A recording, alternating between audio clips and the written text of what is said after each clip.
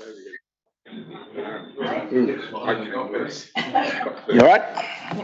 Right, good morning, everybody. Just a reminder that this meeting is live streamed and will be recorded, and that the recording will be made available on the Bay of Plenty Regional Council website following the meeting. I also remind all present that local government decision-making affords no protection to councillors, council officers and the public for comments made during the meetings that are subsequently challenged in a court of law and determined to be slanderous. Health and safety. Just a reminder that the emergency evacuation of the building, you exit out that way. There is another exit out there, and the third one, there's two on that side and one at the back. We meet, if we have to meet, just across the road. But if it's an earthquake, let's drop cover and hold. And if it's fire, we run for the trees. And I think that's all. Everyone knows where the loos are, so I don't think we need to mention that. Please turn your phones off or at least put them on silent. That is important. Can I call for apologies? I have got so far Her Worship Mayor Tapsell from Rotorua, Councillor Conan O'Brien from Rotorua, Gavin Dennis, Councillor Gavin Dennis from Whakatane District Council, and Councillor Isles, and he's going to give a presentation in the public forum, but he's caught in traffic at the moment, so we'll move his public forum just to fit in with lateness. We've got Commissioner Selwood and Mayor Denyer both on Zoom. Welcome, gentlemen. Feel free. We'll try to keep an eye out for your hands raised, but if we're ignoring you, just scream. We'll get the message. And thank you. Chairman, I'm just a bit concerned we've got no one from Rotorua Lakes Council here today. Can we just make doubly sure that Acting Mayor Kai Fong's fully aware of all these transport and other meetings that they need to be involved in going forward? Because I know she's on maternity leave, the Mayor is, for 6 weeks, but it's just a shame that we've got no one from RLC at the table today. Yep, we'll get that. Would you like to move the apologies in the meantime? Certainly, Chairman. Thank you very much. Can I have a seconder, please? Thank you, Councillor Campbell. All in favour, please say aye. Against? Carried. So the items, we'll just move the agenda around a little bit. Items not on the agenda. There is a public transport implementation of government fare announcements. That's going to be a verbal update, and that given by Mike Seaborn, and we'll do that later on in the meeting. So you will get an update on that. And the reason that it's not on the agenda, that we need a resolution that the Public Transport Committee accepts the late item, public transport implementation of the government fare announcement verbal update, and agrees that the item cannot be delayed as it is timeline necessitated to update prior to the next scheduled meeting. So I'll move it, and I'll call for a seconder for that, please. Seconded by Councillor Shirley. Any discussion? All in favour, please say aye. Against? Carried. Okay, so as I say, that will be later on in the meeting. That item will come up. The order of business, that's the only change other than public forum. Declarations of conflicts of interest. Do we have any? There have been none that haven't been declared before. That's good. Public excluded business to be transferred into the open. We don't have any. Confirmation of the minutes of the previous meeting. That's page 8 of your agenda. Would someone like to move that be a true and correct record? Councillor Nees, seconded by, thank you, Councillor Thurston. All in favour, please say aye. Against, carried. Yep. Councillor, Yes, matters arising. Thank you. Yes, matters arising. On page 10, there's a mention of the public transport service and infrastructure business case.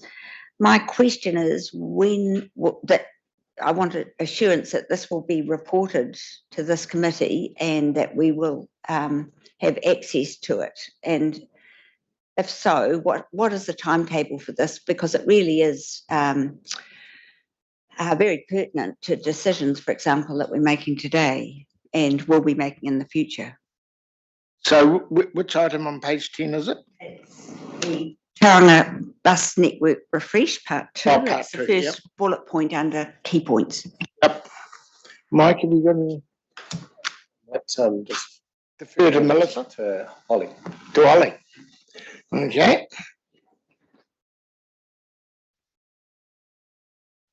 So at present, the business case progress is being reported to the Tauranga Joint Public Transport Committee.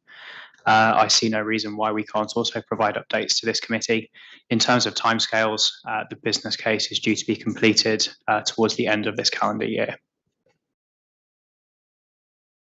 Just a further point, I think it would be useful for us also to see the minutes of the Joint Public Transport Committee, because it is doing a subset of the work that we actually are doing. Yep. So I try and get in and have a look at it online, but it would be so much easier if they were distributed to us as a matter of course. Thank you. That is noted, and I think that's a very valid point. I thought they would have been, I presume that they are written minutes, and that shouldn't be a problem at all. So what you're saying is you'd actually like a copy of them, not for they are a separate committee, but just for a reference. Okay, can we do that? You're happy with that?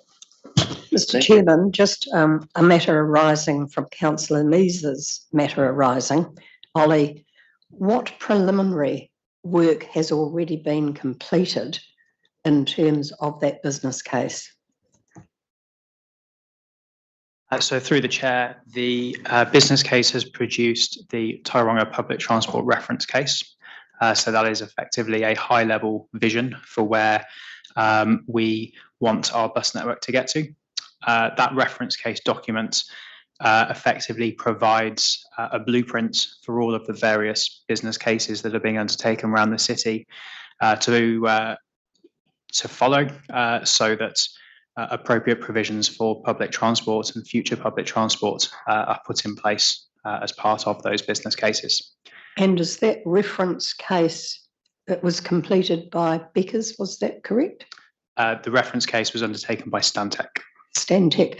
So is that reference case, which is clearly a very important document, is that available for this committee? It can be made available, yes. That business case has gone through the approval processes of the TSP, so it's been signed off by all governance levels of the TSP. My understanding is it's also been referred to Smart Growth as well, but I have no issue making that available to members of this committee. And Chair, if I could just comment, therein lies an issue. We've got a TSP governance group which is signing off matters to which we have no knowledge of, and I have to say frankly that reference case is a very critical piece of information that we should have, and no criticism of you, Ollie, whatsoever, but I am just really concerned that we've got this hybrid model of governance going on in our sub-region, and I don't think it's working as effectively as it should be. Thanks. So Ollie? Through the chair, I acknowledge that we can almost certainly do more to make sure that this committee is fully aware. From memory, we did provide a verbal update on the reference case to the last meeting of this committee in the previous triennium. Yeah, I think we've got an issue here in terms of our line of sight on TSP, on their agendas, on their decisions. And I would like, through you, Chair, if you and probably the Deputy Chair could actually follow this issue up in terms of how we can be better informed of what this TSP, any elected people on the TSP governance body? No, that's generally the CE and GM level. Yeah, exactly. So I just think, Chair, if I could ask you and the Deputy Chair to follow this up, please, I am concerned. And it's something, we've got the council chair in the room. Because this is a governance issue that for us all, not just for this committee. It's actually part of our reason to be as a regional council. Through you, Mr. Chair, both the TSP program, the governance, and the chair of the governance committee, we've been working to make sure that they get in front of these committees as often as possible. So they have touch pointed with this, the joint committee, and we're aiming at this one and the RTC as well. They too want to make sure that the issues that they're dealing with here are in front of you. So I think the appetite is there, so we can definitely make that happen. Yeah, well, I think from an administrative point of view, Steve, minutes, copies of agendas, copies of minutes are publicly available, and certainly to elected governance bodies. Thank you. Remind me what TSP is. I'm not very good with three-letter acronyms. Tauranga System Plan. Right. Transport system transport. plan, because it relates to the sub-region, not just Tauranga. And it's chaired by Dean Kimpton, who is also the acting chief executive of Auckland Transport. And the other membership of it is a wide variety of bodies, stakeholder groups. Exactly. Can I just comment, because I'm not over this, but my recollection was when Dean Kimpton presented this council probably 18 months, 2 years ago now, then when the TSP was signed off, his approach was essentially, it's been signed off by the governing group, it's now up to the executive to implement. Am I right in saying that? So since that time, there's been no governance oversight of what TSP has been doing or how they're doing it? Chairman, can Is that I right? give some clarification here? Well, just let the chairman finish what he's. Well, that was my understanding. Is that I'm not over the detail, but maybe staff are. For you, Mr. Chair, it was set up with a signed agreement about how we would participate, and it was issued to the CE level to be part of that governance level. So you're indeed correct that it was expected that staff get on with it, and that was the governance level that was established at the time. Since then, that's sort of played through, and there are basically two levels: governance, which involves CEs, and then management and staff, which is a program level. And that's. Can I ask, who does TSP report to? Your collective It's part of CEs, smart growth. the collective CEs and the organisations as part of the TSP, they are the top level of the governance structure that TSP operates under. Getting more confused. But Chairman, the Honourable Ken Shirley is right to be confused because there's a lot of divine mysteries that circulate around the TSP. And I was contacted as Regional Transport Chair some months ago by colleagues around this table at a governance level wanting Dean Kimpton to front and explain exactly what they were up to, how they were going about it and how they foresaw the future. So before this meeting's over, can I just ask the Secretariat to just double check that date was confirmed as I understood. So just advise us of the date that Dean Kimpton is coming to present to the full council, not public transport, not regional transport, but to answer these direct questions and clarifications that are sought by politicians.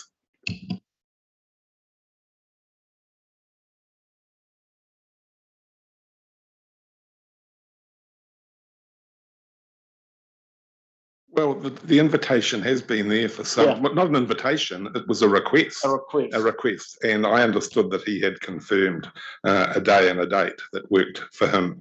So if we could just be advised So that's an of that action date. point to Yes, follow up. please. Yes, please. We'll do that.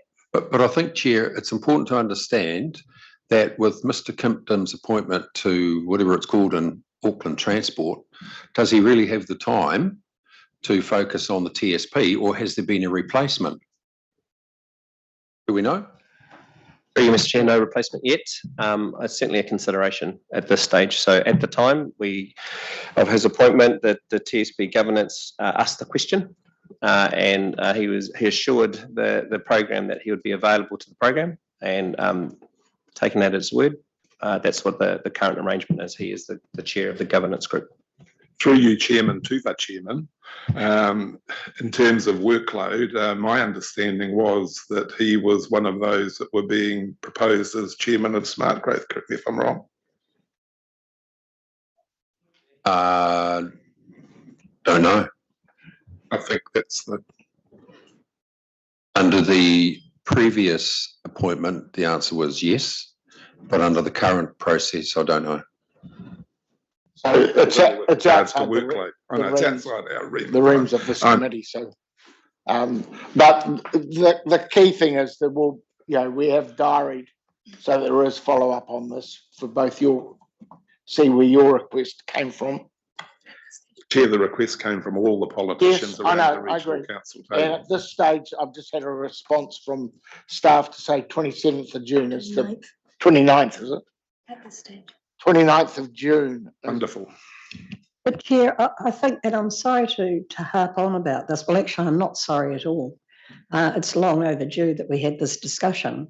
We have got absolute confusion, in my view, in terms of governance oversight.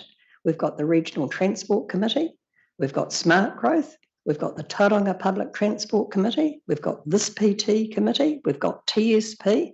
Now, it's an IQ test in terms of actually where does the accountability for governance actually sit. And I think this is an issue, Mr. Chairman, that we need to address, and we need to address it because I just believe I pity staff.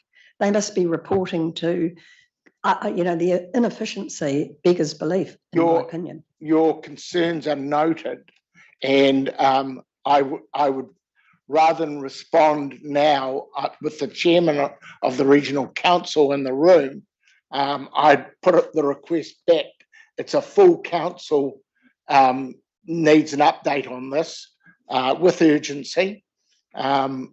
And so that we actually have clarity. I don't think it's for this committee. It's bigger than this committee. It should be for our full council to understand the governance and the governance implications, in my view.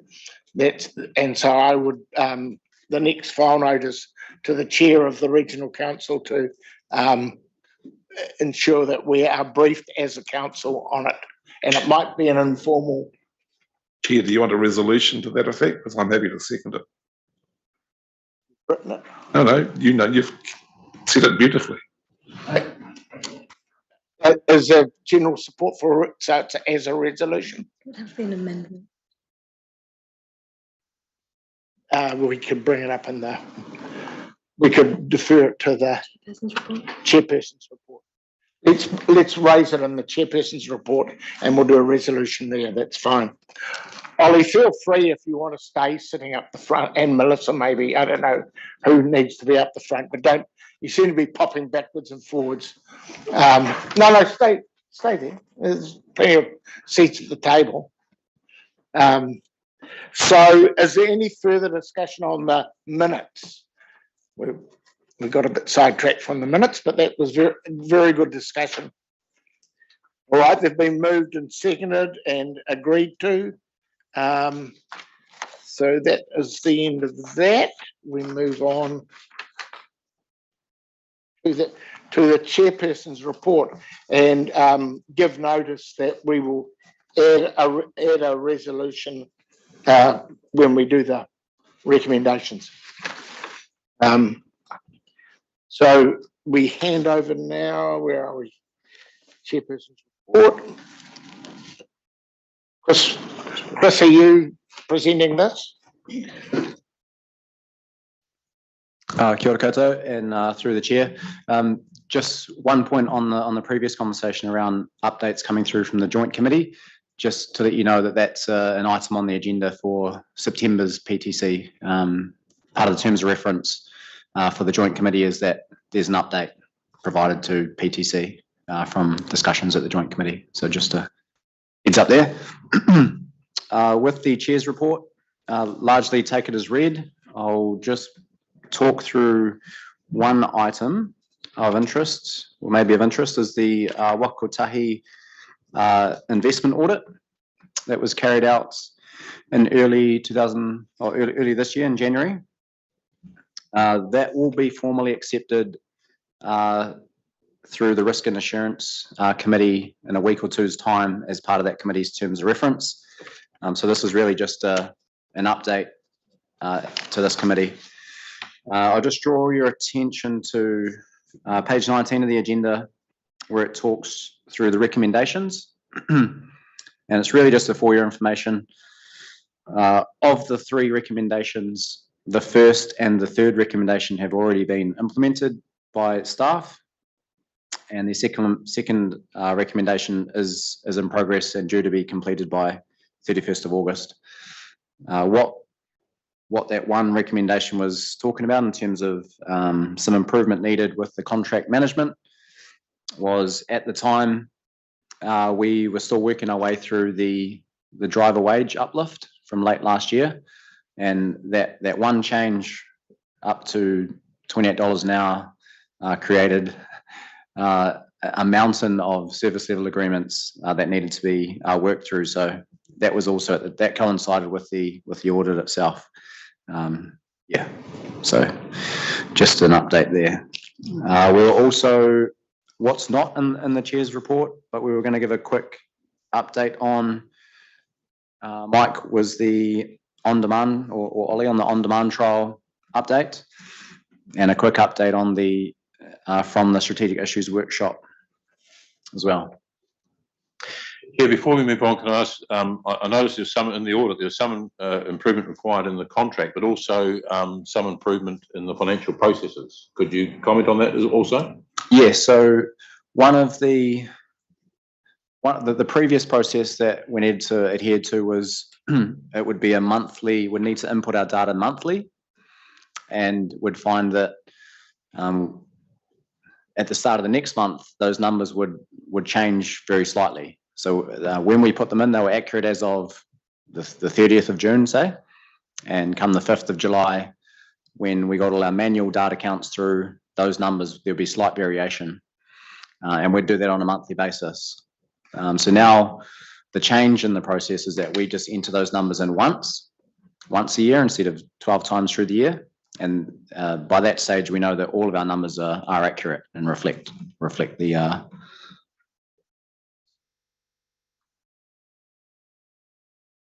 Councillor Thompson, Councillor Nees following. Sorry, Chris, I recognise you haven't quite finished yet. So do you want to finish and then I can ask my questions? Okay. In terms of the contract management, we went to great lengths to bring huge efficiencies into this organisation around contract management, and we have a commercial area that does all of the contract management. Do you use that, or do you have your own?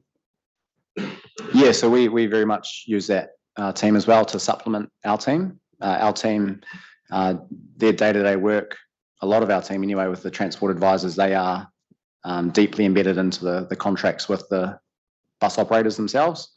And then we use the commercial and procurement team to help with procuring services and getting those contracts right and fit for purpose. Second question, and it's probably something you, Mr. Chairman, might be able to answer. Ever since I've been on this council, you have talked about the need for a regional integrated ticketing system. You've been, I won't say bleating on about it, but you've been banging on about it for years and years and years. And we've put huge resource into that, a regional grouping, and I don't know how much it's all cost us. Does the national ticketing solution override that, or I'll let staff answer, but the answer is yes, it will do when it comes in. Through you, Mr. Chair, yes, it will. And so Waka Kotahi is working with the regional consortium, which is 10 regional councils that participated in the implementation of RITS as a name. Those are everything through B cards to devices on the buses, on and so forth. In particular, our services, though, not all of our buses have those RITS machines. School services don't. School services were manifested very quickly, and so that infrastructure is not in place. What the NTS will do is provide us with new infrastructure right across the fleet. It'll provide us with consistency of ticketing right across the country, customers with a more seamless sort of experience, and a whole lot more ability to analyse our information at a granular level. So it is a very all-encompassing sort of project that's coming. So in terms of our participation in it, we have to get in a queue with all the other public transport service providers, including AT and the big outfits. And as a regional consortia, we've got a plan. So we regularly meet with the Waka Kotahi team in order to slot into the right level of implementation. I guess my real question is, I hope we haven't wasted a lot of resource. I hope that all of that resource that's been applied to the regional integrated ticketing system is going to be useful and not wasted. The data certainly will be will pass through, won't it? Absolutely, through Mr. Chair. So no, the answer we haven't been hasn't been wasted. The efficiencies gained on just participating together, contracting together, and procuring the same service are great. And also the ability to share the lessons learned on implementation and operationalising it. So we wouldn't have B cards without it, and we've had them for some time now, and this is now effectively an evolutionary step. We move up another level. Can I ask staff to, for the next meeting, say, develop a matrix for us of each regional council in the country with regards to public transport, what the nuances are? In other words, what's the ticketing system? What's what level of support is there for school buses? Because there's big variances. For instance, Waikato, I know, do not run a school bus service at all. It's all done on the public, whereas we do a bit of both. But I think we need to understand better what our neighbours are all doing so that we can see if there's any learnings from that, so we're not reinventing the wheel everywhere, and it could be of help. Is that feasible? Through you, Mr. Chair, and to you. The regional consortium is a collaboration, and that's exactly what happens within that group, and it's been happening for some years. And happy to provide some updates from that consortium on our progress moving towards NTS. I think that is really feasible, and it'll give you the type of visibility that I think you need in order to make sure that we're doing the right things in the right way. But we move as a group, and we act as one, and we have a very collaborative decision-making process within that. And it's very useful for us to be in that space, particularly when we're talking about the other players that are in the PTS space. For example, AT, we have a voice at the table as a result of that participation. So there's a huge benefit there. So we can provide you updates. I think that would be great. I'm asking for something bigger than that. Yeah. I'm asking for nuances between different regions on operational, systems, and like we subsidise school children. Some councils do, some don't. I think we just need a clear picture so that we understand what the landscape is in public transport between ourselves and the other regions, and some do on demand, some don't do on demand. It's just to get an understanding, and there might be things that we aren't even thinking about that we should be thinking about, and that's the win out of the thing for us. And if we can learn lessons from others, I think, yeah, it will help our efficiency and effectiveness, I would have thought. Yeah, I don't want it to be a big exercise. It's going to take months and months to put together. It's just a matrix to get an indication. That's what would like to think was possible. Through the chair, a lot of the elements that you're already talking about are undertaken by staff as business as usual. A good example would be our current thinking around school network. We've gone out and done a market review of what's going on in Wellington, Auckland and Christchurch to see what we could learn. My request would be that we keep our market reviews and do them as and when is appropriate to support ongoing projects. My concern is that doing a complete review of the PT space in New Zealand at this time would take staff resource away from other priorities. So I would ask that we consider perhaps de-scoping the request. Okay, any comments around the room? Related comment. I understand with the national ticketing system that the Snapper system that Wellington and a few others run is not going to be included in it. What's the longer term plan to sort of merge that and have a truly national ticketing system? Through you, Mr. Chair, the NTS is that project. They will, Waka Kotahi will own the relationships with software suppliers, developers, and all of that back end. And we participate that through there. So Snapper and other items in the AT card, they need to be moved across. And I think there's some negotiations to go because of particularly with AT and Wellington, their systems and investment in those products has been quite substantial. So they're naturally reluctant to move too quickly. But the intent of NTS is to incorporate it all within one system so that we can all use it and be consistent. Through you, Mr. Chair, just to your previous request, I do have enormous sympathy for what Ollie was saying. I think we could potentially see with it in the regional consortium and the project team, they have done a level of assessment across the country. And if that work and context is available already, then more than happy to go and source that and to see whether that's available, because they will have done a level of assessment. Not too sure whether exactly meet your needs, but I think that's a great starting point and we can certainly make that available through this. Yeah, I recognise as chair that the amount of work that we're asking staff to do with contract renewals, coming out fare reviews, route reviews, it is quite intense. So I don't want to, I wasn't thinking that this was going to be, I'm talking about a simple matrix, not an in-depth, just to give a feel for what all we're trying to do. And you probably have, as you say, have got most of this knowledge already. So I'm not looking for a big exercise of detail work, but just to get a feel for what other areas are doing in the public transport sector, that's all.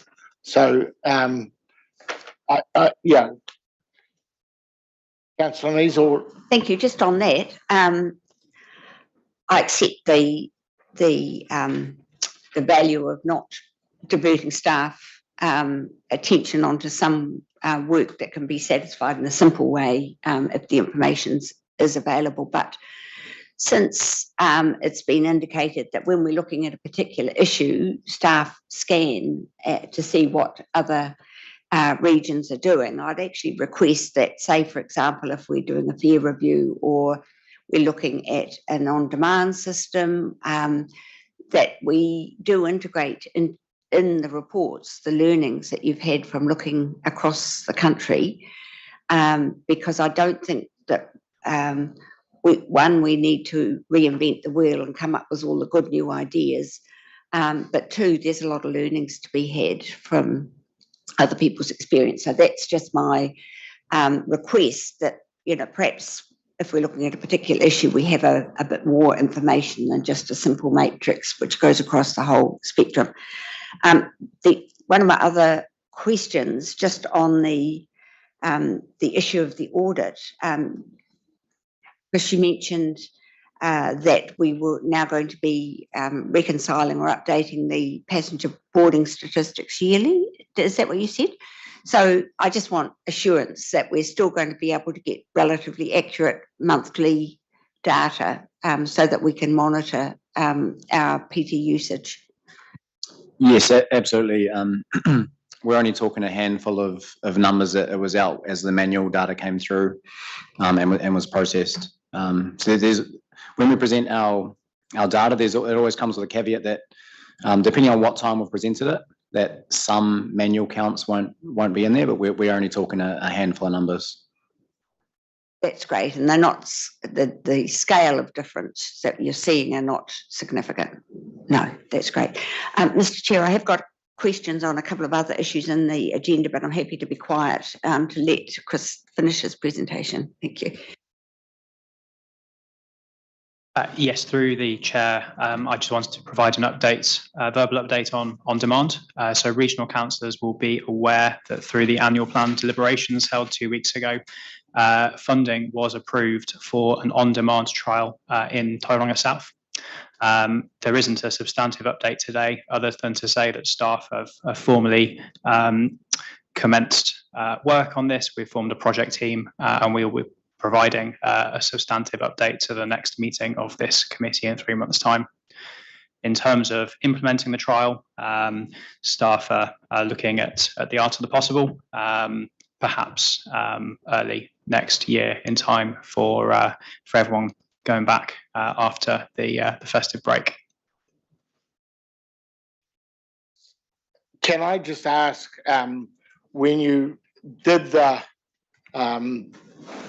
review of the route system, did you take into account the potential for on-demand and how that will integrate? And for your Tauranga South, for instance, was there consideration given in that review to the on-demand, and what was the outcome? Through the chair, it was. Staff were in a predicament on that because at the time of designing the phase 2 refresh routes, the on-demand trial hadn't been confirmed through annual plan deliberations. But what we have done is proposed one route that transits around the back of Tauranga Hospital. Our proposal would be that when the on-demand trial is introduced, that fixed route service would be removed, and part of the operating cost savings from removing that route would go towards subsidising the on-demand trial. Is that the current 59? It is broadly what is the current 59, yes. We'll discuss that further when we come to the review. All right. So, any further discussion on the chair's report? Yeah, you were adding another recommendation. We will do that. But Councillor Neves? Just a question with regard to the funding for bus driver conditions, and you noted that we're working on it and that it will be backdated to November 2022. So my question is, will this work be completed and payments made by the end of this financial year? It's getting very close. If not, how is that going to be funded from next year's annual plan budget? So those negotiations, those conversations are unlikely to be completed before the end of this year, financial year. With some of our, with our operators, a lot of them work nationally across the country. So there's a lot of conversations to be had.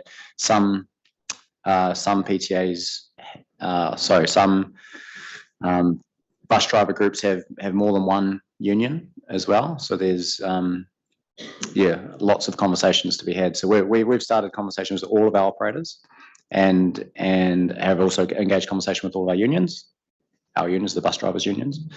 We're getting there. But it's unlikely to be formally signed off by the end of this financial year. Through you, Mr. Chair, just to add to that, there's a lot of uncertainty at the moment around what the implications of that from a financial perspective will be. We haven't accounted for it in our forecasts at the moment, but we've still got some way to go on negotiations and to be in step or out of step with everyone around the country. So with that level of uncertainty, we're keeping our powder dry there, and we haven't put it into the annual plan process because it's that we do not know enough in order to forecast it right now. So we're going to have to hold on to that as an uncertainty running through the next 12 months. So can we just say it will be quite a substantial sum. Yeah.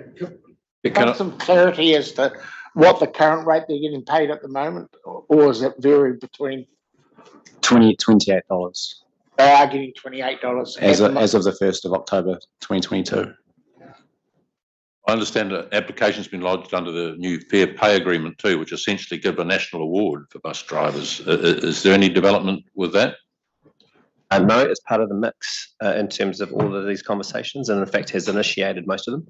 And as I said, that uncertainty is very hard for us to predict, and council needs to take a position on whether we're comfortable with what other people are doing, so on and so forth, about those financial implications and other things. So once that situation matures more and we've got more structure to give you in this conversation, we'll come back to PTC and council around the implications of that. But yes, $2 extra on every hour is a significant change. I was brought up on accrual accounting, and when you've got like 8 months of, 7, 8 months of additional costs that relate to the 2022-23 financial year are going to be borne in 23-24 financial year, that's a significant issue. Chair, it's just not about pay rate though.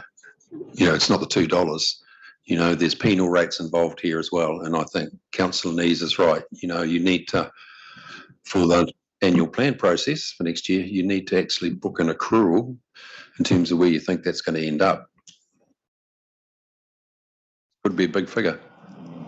Councillor Thompson? Yeah. Yeah, I have one comment and one question. My comment is in relation to national scanning, particularly in relation to school bus services. Let's not forget the number of and location of special character schools, particularly in the sub-region, and the geography. So, not all things are the same. And I can always recall that was one of our primary reasons for trying to support school bus services, because of the location and number of special character schools. My question is in relation to cash box thefts. Do the cash boxes, well, you don't have to answer if this is going to reveal something that shouldn't be revealed, but I would have thought, are they not locked into a system that they cannot be removed? Through the chair, yes. So there are lock boxes within the buses themselves that the cash boxes can be locked into. We're finding from, I think, the 8 cash box thefts that have arisen since the 1st of April, that there are at least 2 of those that the locked box was broken into, vandalised, and the cash box taken. So when I was talking about the metrics before, my understanding is that the likes of Auckland, for instance, run a cashless bus service. I might have that wrong, but that's the sort of information we need to know. And they have a different ticketing system to us. We don't have, because our school buses don't have that ticketing. It might not be practical for us to have it, but it's just to get an understanding of what we can do to minimise the risk to driver safety, really. Anyway, any further discussion? Then we'll go to the recommendation is to receive the report, the chairman's report, and also a second recommendation that the regional, I think we want the regional council to follow up on the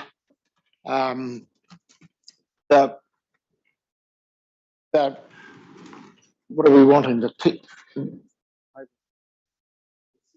clarification on the roles and responsibilities of the various entities that all seem to be pulling in different directions at the moment. Well, is that what Councillor Thompson was saying? That's the guts of it, but it's how we put it into a resolution, that's all. So Clarification of the governance. associated with TSP. But the TSP, Smart Road, Everything else. after the and.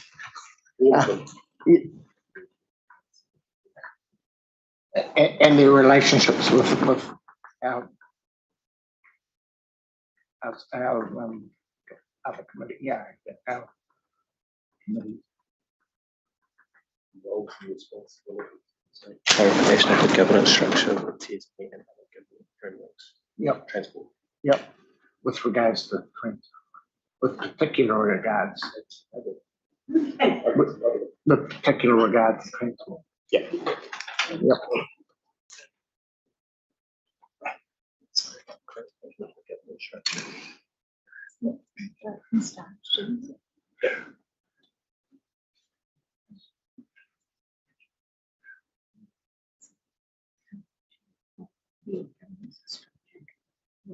Associated.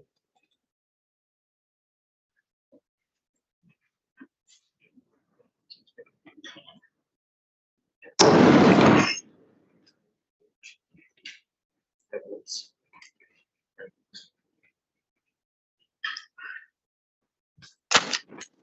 Discussion?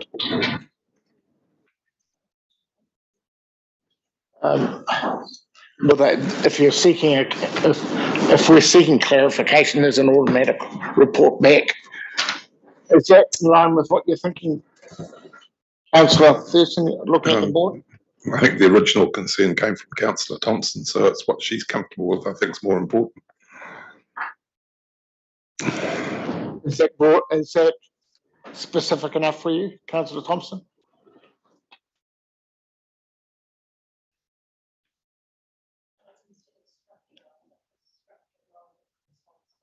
Yes. Structure, comma, roles and responsibilities.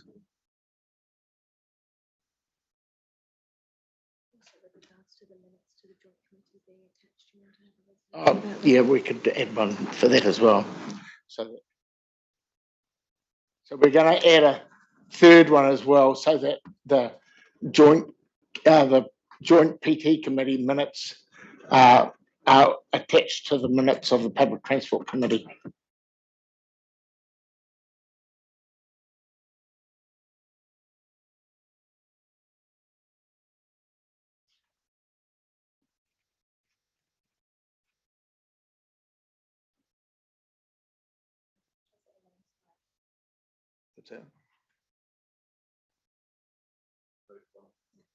Happy to move 1 to 3. Thank you. We're close. It's nearly finished. Do we have a second for that? 1 to 3. Second, Councillor Nees. So moved, Councillor Thurston. Second, Councillor Nees. Any discussion on those? No. Yeah.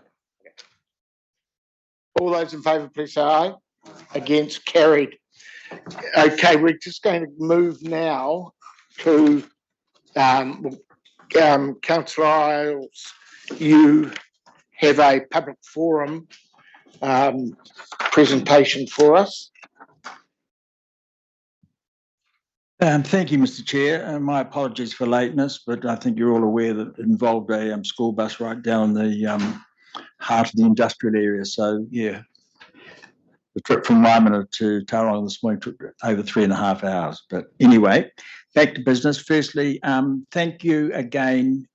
During the last triennium, Whakatane District Council were invited onto the Public Transport Committee, and under the leadership of Mayor Judy Turner and myself as the Deputy Mayor, we sat in on the Public Transport Committee.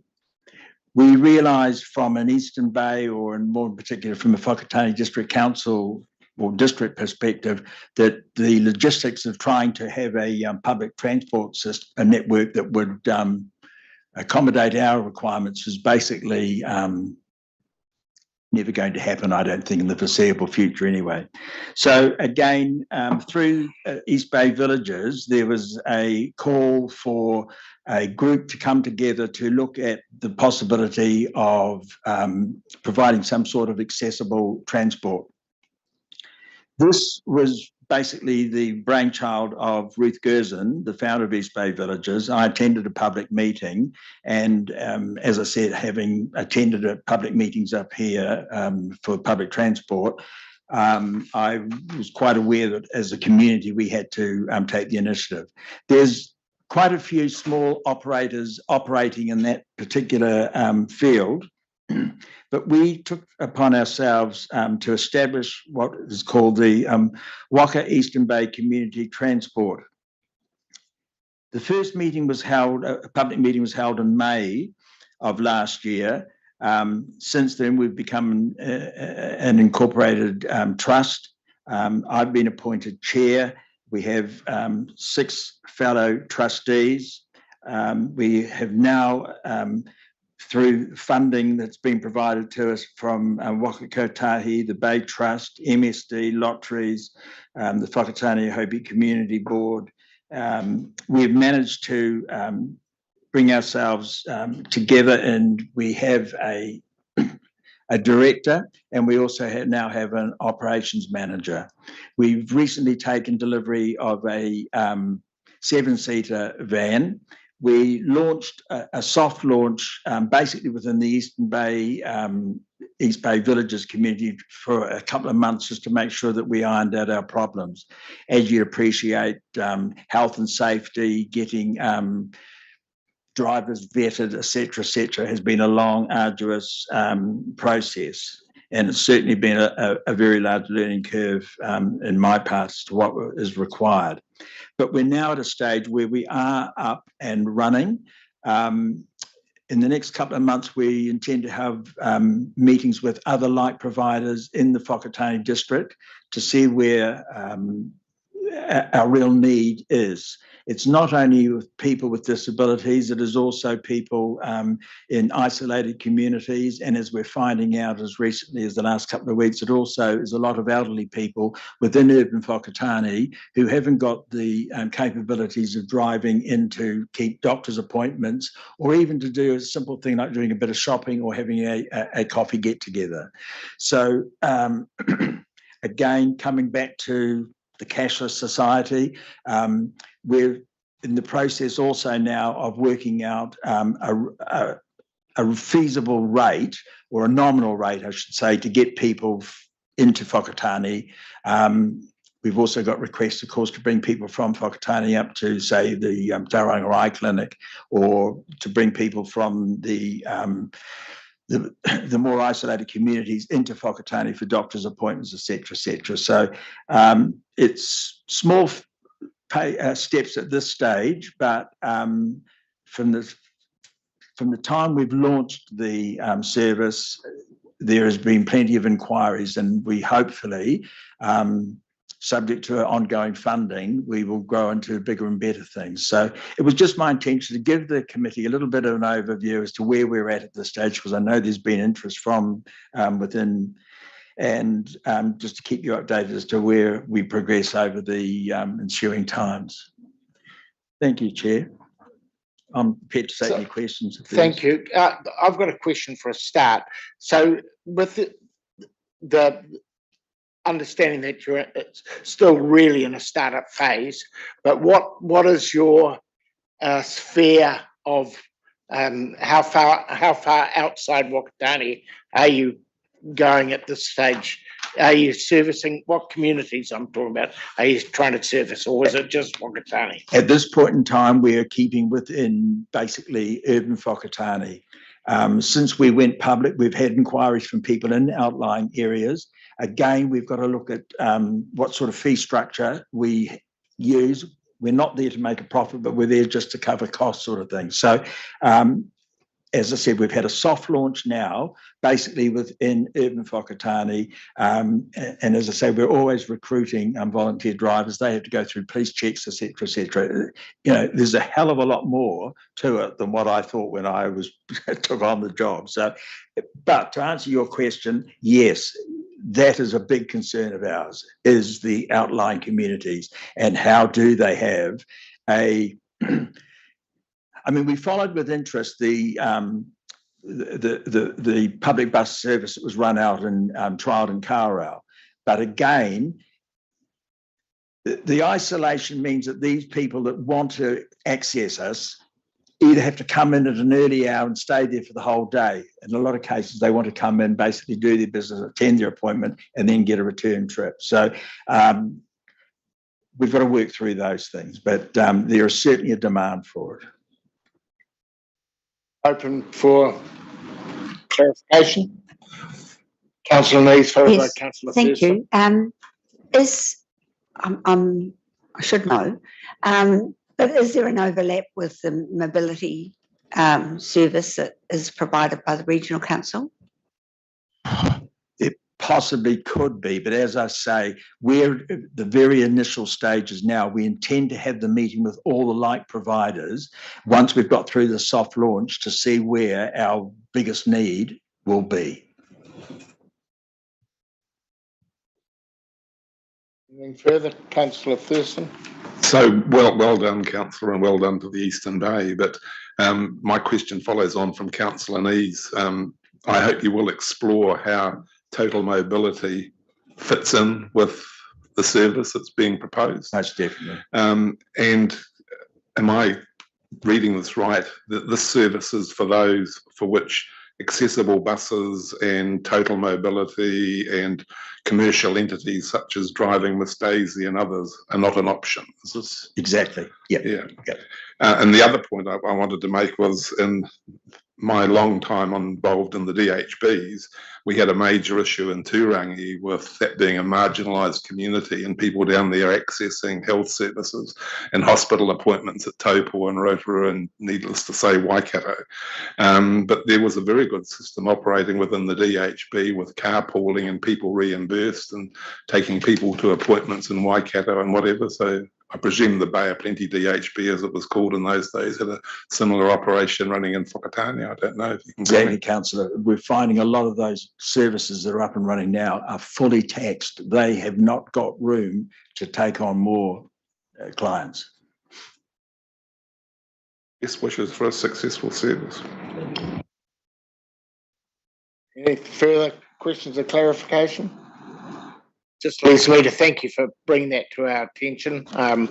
You've heard in the past that this committee's will be supportive of any initiative like this, to supporting community initiatives, and especially in outlying areas where it's trying to run a full public transport system is not practical. So well done you.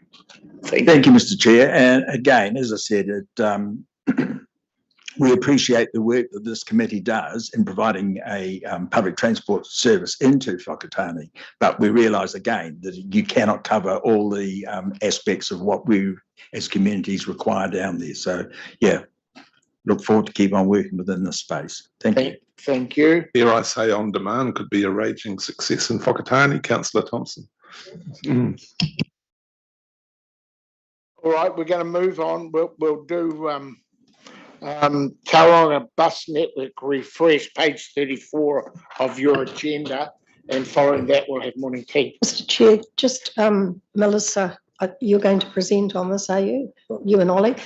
Can I just ask you to advise us the criteria you used in your assessment? Your report references quite a bit of, we looked at the data, and sadly, some of the data won't be that, but I'm trying to understand, did you have a weighted attribute kind of an analysis so that I just needed to understand how you went about your assessment. That was all, Mr. Chairman. Thank you. I'm sure that will get covered. Through the chair, and we can pick up on specific examples as we run through the presentation, but generally it has to be on a case-by-case basis. Needs are different in the various parts of the city. So yes, the data is an important tool in helping our decision making, but there is also an element of judgment that has to be used by staff, but we can talk more to specific examples as we go.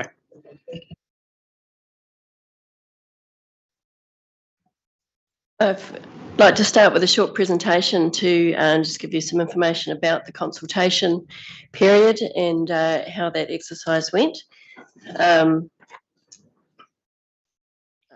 Sorry, okay. So the idea behind the refresh is to make more efficient use of the resources that we've got. So changing things around to work better for people as much as we can without needing more buses or any more resource. Our network consultation ran for most of April for 4 weeks, and we encouraged people to have their say in any way that suited them, which included online being our main avenue, but also in person and post and email and any other way that it suited people to engage. We had staff that went out to several locations around the city during that month. We had staff at several supermarkets and our main bus interchanges. And we also had our security guards out talking to people. We had lots and lots of conversations with members of the public, which were all noted, as well as the formal written submissions. Got some nice photos, too far, nice photos there, including Councillor Thompson at Brookfield. And it was really great just to get out and talk to people who use the buses and some people who don't use the buses who came over to say hi. This was some of the collateral that we used, mostly online on the Participate website, but we also had a brochure that we could hand out to people with a lot of information in it and a feedback form. And we had some nice little postcard-sized handouts that people could take away and use that to locate the rest of the information, which was online. This was our interactive map, which was powered by Remix. Remix is a planning tool that we use when designing network changes, and it has a great feature where you can open it up to public view. So people could toggle on and off the existing network, and then they could toggle on and off all of the proposed routes one at a time or all together, and they could see how their journey might change between the existing network and the new network. We had over 500 clicks through to this map from other forms, from social media and from the Participate website.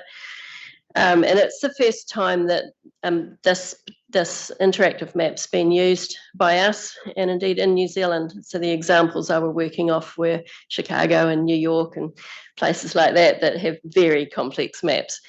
So we've actually got calls from other councils around New Zealand, a couple of councils wanting to know how we did this and getting some advice from us on how they could include it in their consultations. We're also very keen to use the same map in our implementation when we get to that stage. It was very useful for customer service staff to look at when they're giving advice to people, as well as for the public to look at. We had some targets set for submissions based on previous consultations, and after the last successful one in Rotorua and then this one, we think we need to up our minimum targets now. We've proved that we can. So we had, there's a bit of a summary here. We had just under 300 responses through the Participate website, which does require people to log in and set up an account. We had a lot of emails. We had hard copy responses posted to us or dropped off at the office. We had a huge number of comments on social media, and we had round about 200 face-to-face interactions at bus stops and supermarkets and other locations.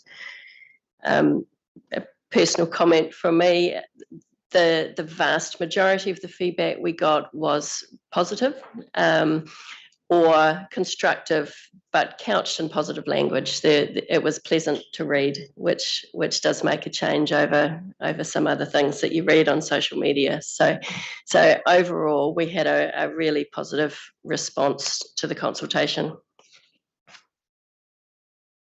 Just some stats around those that did log into the Participate website.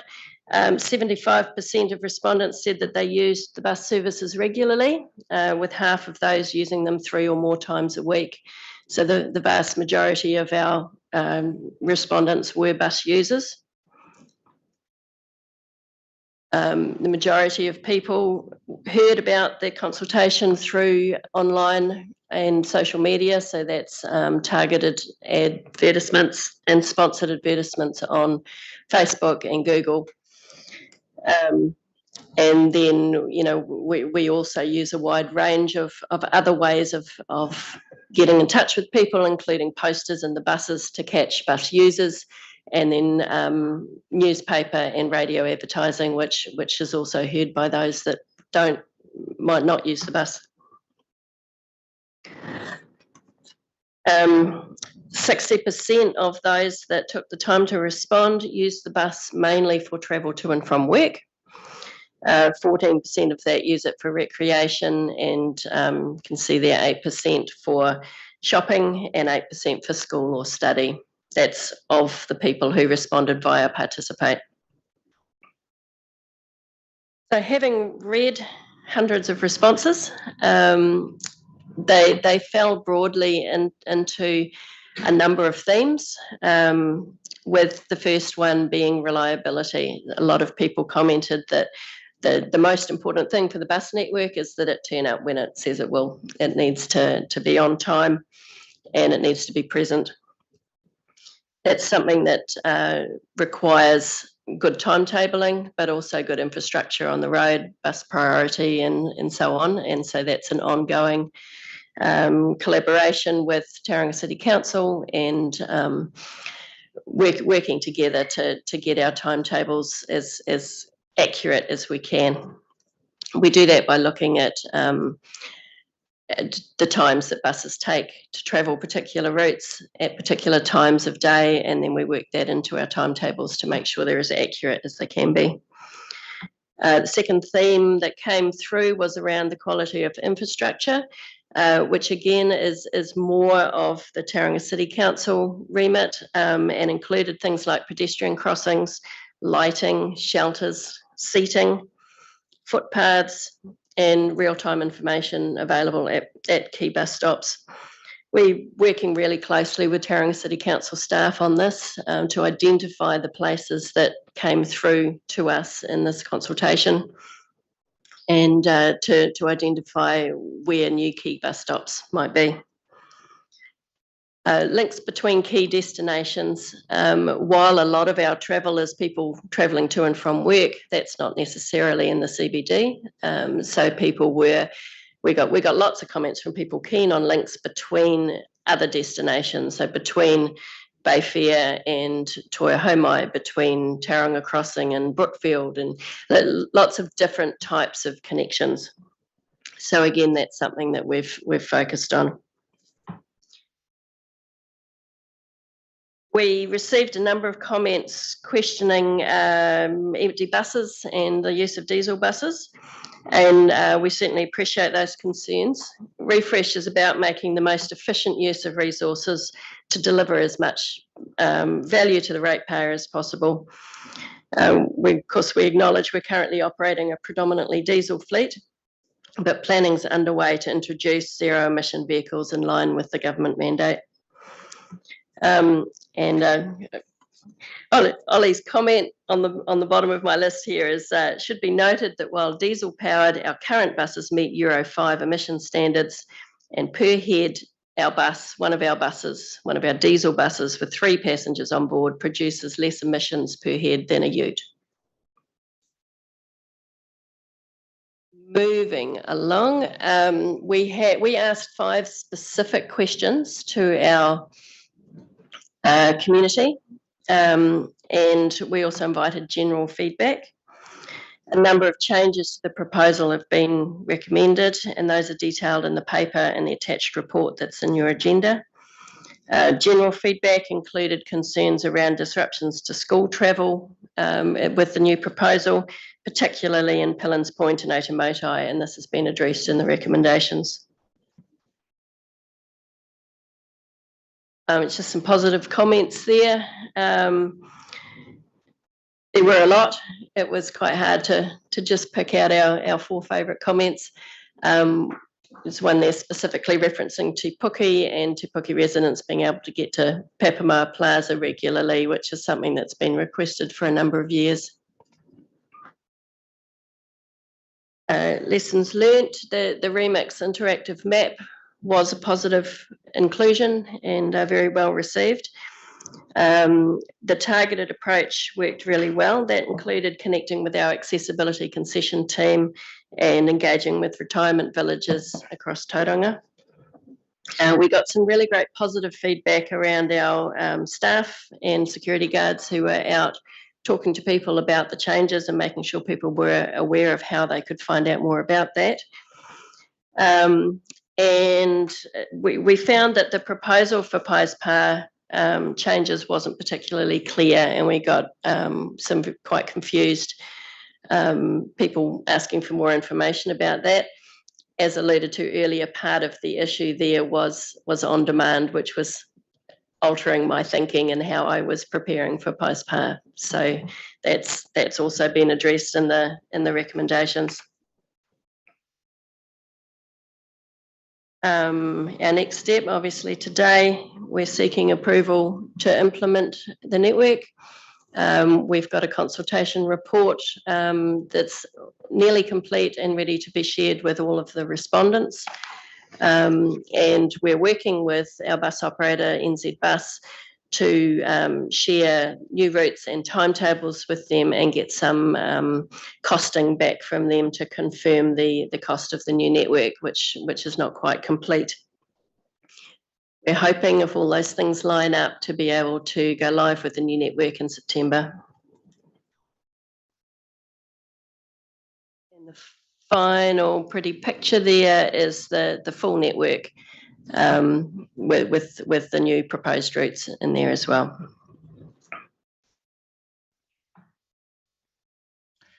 Thank you, Melissa. You will also notice there's a fairly lengthy attachment to the paper that staff have produced to support the decision that we're seeking today. This contains some more detail around some specific decisions that staff have made around routes and issues that we have addressed in response to feedback received from the public. We are happy to open up to specific questions around the proposal presented to you today. So we've got Councillor Thompson, Councillor Thurston. Yeah, thank you. Melissa, you were at pains to emphasise that the rationale was all about the more efficient use of existing resources. I am really wondering how you factored in our number one priority, which is more bums on seats, hence my issue around the usage of current data, like Matua, for example. You know, I'm really struggling with how in your decision-making you weighed this drive for efficiency of existing resources, no more resources, versus we've got to get more bums on seats. Therefore, flexibility, convenience, and all of that comes into play. Can you just talk me through how you Sure. balance that?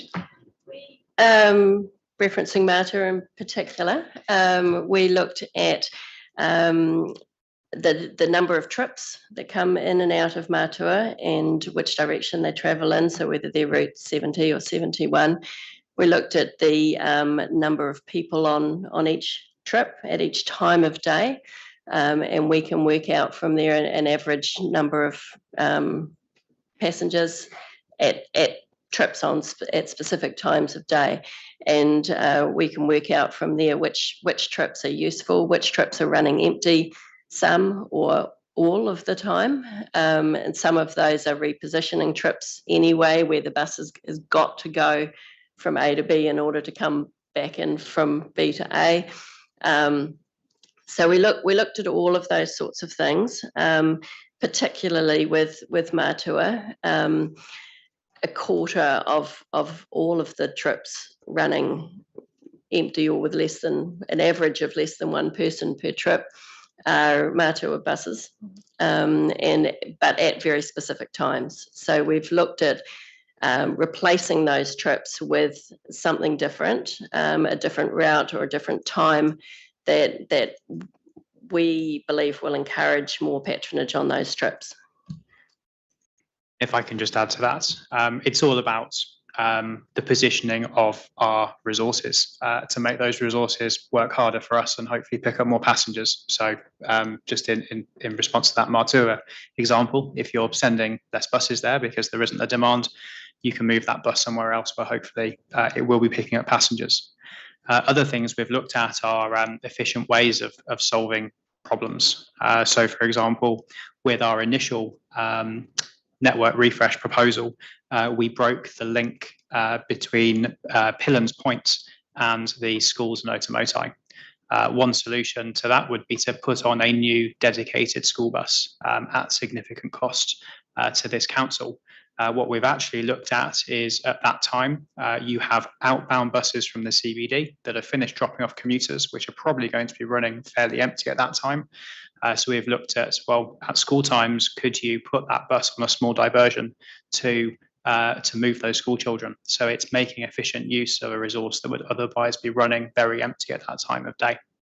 Another example is what we've done in Mount Maunganui, where at the moment you've got Route 5 and Route 21 that both run from Mount Maunganui down towards Bayfair, looking at rationalising those routes, so maintaining broadly the same coverage that we have at the moment, but freeing up resources to go and work hard for us elsewhere on the network. Through you, Mr. Chair, just to add to that, Councillor Thompson, the refresh is an optimisation sort of action that we'll take across the network, and it's about exactly as the team have said. I think with regard to your patronage, bums on seats sort of drive, and we got that message very clearly in the strategic issues workshop. We need to do more, and we need to target certain customer groups that we can sort of mine, if you like, for transferring trips out of other modes into our mode. And I think our travel demand management program, which we will be starting to initiate fairly soon, will start to outline what are the extras that we can do to get more. Because I think what we're talking about here is this is operational improvements in patronage and so on and so forth, but on a smaller scale, not diminishing the work that the team are doing. But the shifts that we need will need a bit more of a push, particularly around behaviour change with, for example, commuters and office workers and so on and so forth. So we have to be quite targeted. And I think that's coming as a strategy and a series of things that we can do to implement that. So that's an addition to what we do here. One further question, if I may. The number of transfers. What's the current number of transfers people are having to do versus what's going to happen? I don't have an exact number in front of me, but part of the thinking behind the refresh is to try and reduce as many key transfers as possible. So I direct the committee towards our proposed Route 1. So that's connecting Tauranga Crossing, Greerton, the full length of Cameron Road, making use of TCC's peak time bus lanes when they come into operation shortly, and then going across all the way to Mount Maunganui. So that's, and if you recall the UFT Connected Centres model, connects some of our biggest centres without the need to change bus. We see that as really introducing a step change in convenience of PT, and it's those sorts of initiatives that we hope will bring people onto our services and get those bums on seats. So we have Councillor Thurston, followed by Commissioner Selwood, followed by Mayor Denia so far. So, Ollie and Melissa, well done. Obviously, there's a huge team behind this, but no, it was a brilliant piece of work that you've presented to us. But just focusing back on my pet interest of on demand, and Ollie, you said you were hoping to roll out the trial after the festive season, so I assume that's the 1st of January if everything goes well. clearly we're targeting it at an age group for which change is a real challenge. So the question I'm asking is, are you already focused on a major comms strategy to focus on that age group in that part of Tauranga, so that there's no surprises and it's a seamless transition into the trial on the 1st of January or whenever? I know you didn't specify a date, but after Christmas. But I think it's critically important for the age group and the clientele that we're going to be targeting that they're right up to speed, they know how it's going to work, and they know when it's going to start working. Through the chair, we acknowledge that the on-demand is new for Tauranga, and it's a concept that's fairly new to New Zealand as well.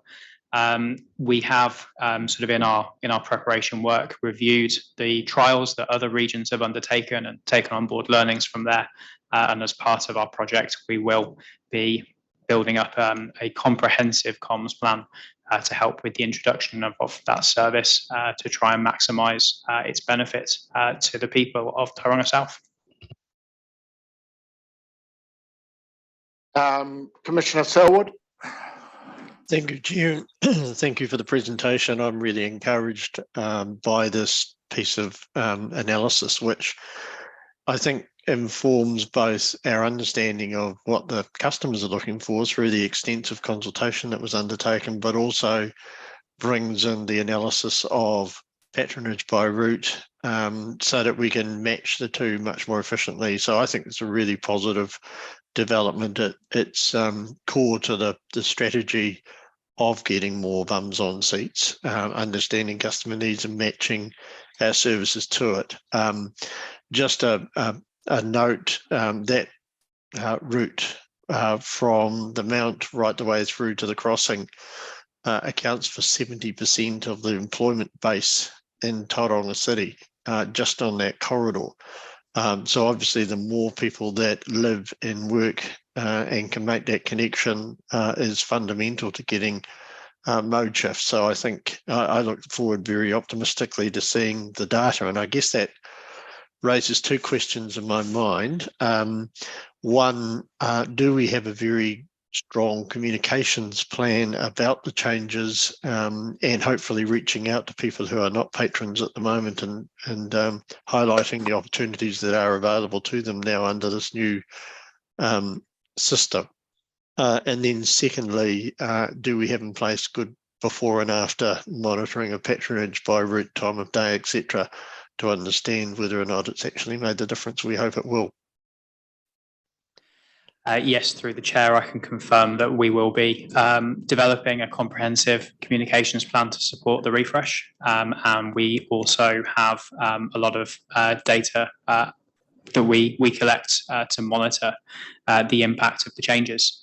Whilst I have the microphone, I'd just also like to acknowledge on behalf of Regional Council staff how much support we've had from our counterparts at Tauranga City Council around the infrastructure needed to implement this network. It's been another great example of the two councils collaborating really well together. So thank you from us.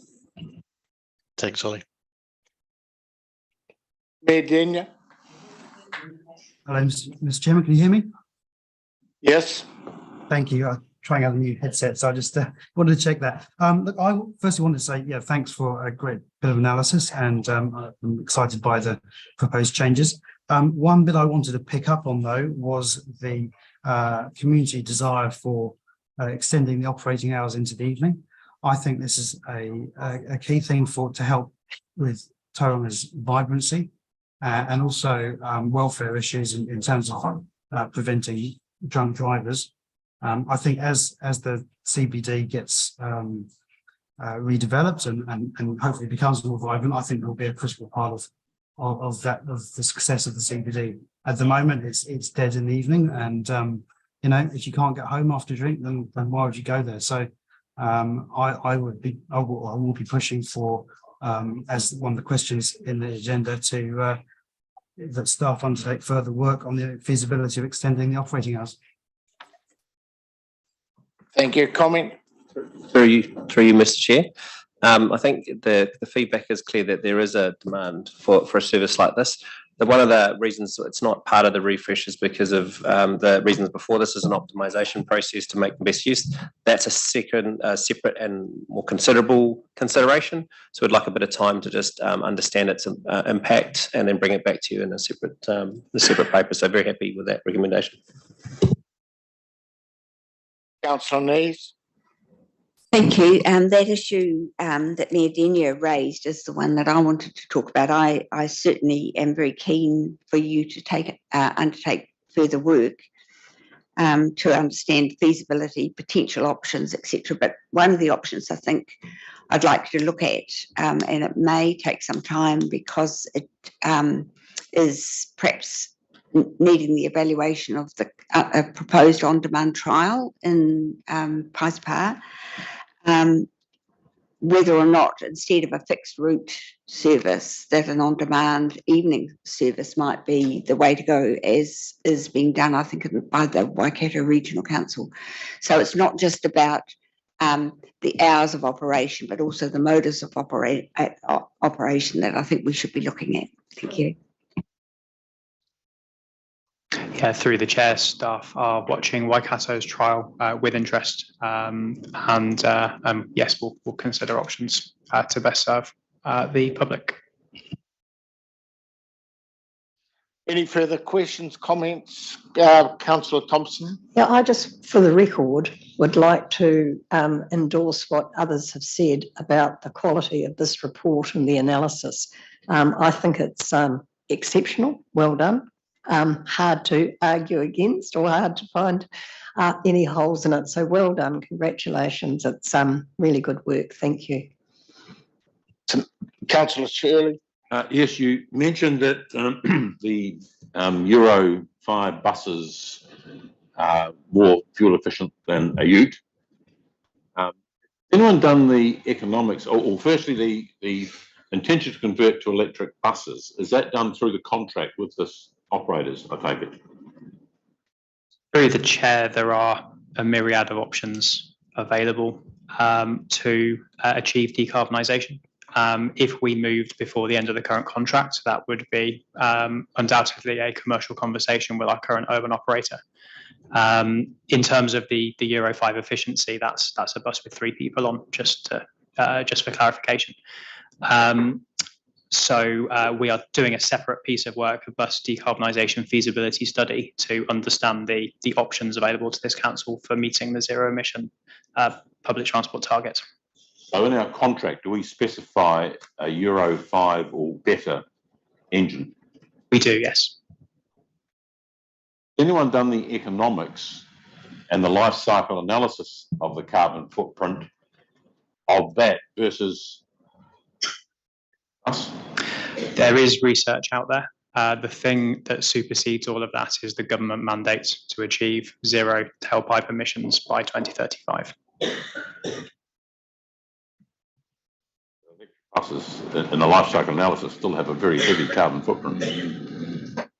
There is a significant amount of Councillor carbon Shirley, involved. can you put your microphone on, please? It is on.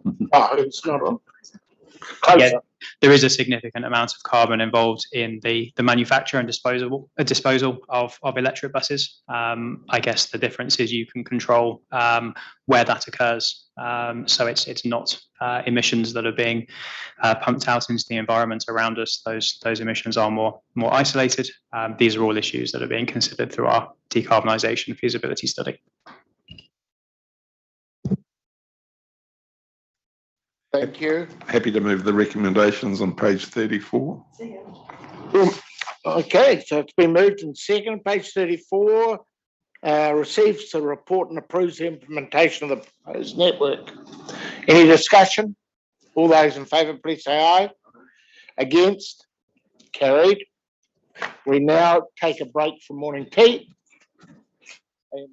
Is our morning tea at the back of the room? Yes.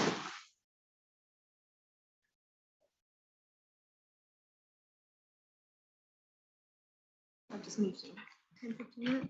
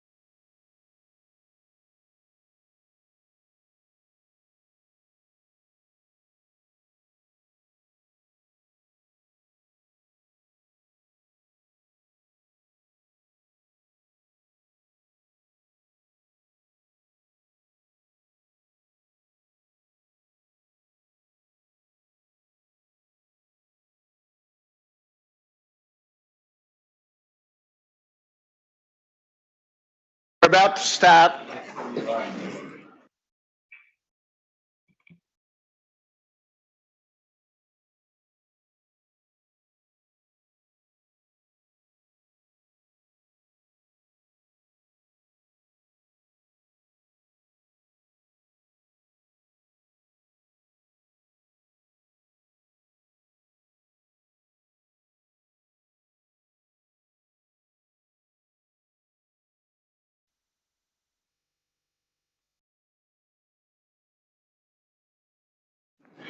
We move on to 9.1, the Arataki report, performance report, page 60.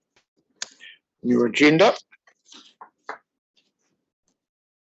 Who's doing this one? Thank you, Chris.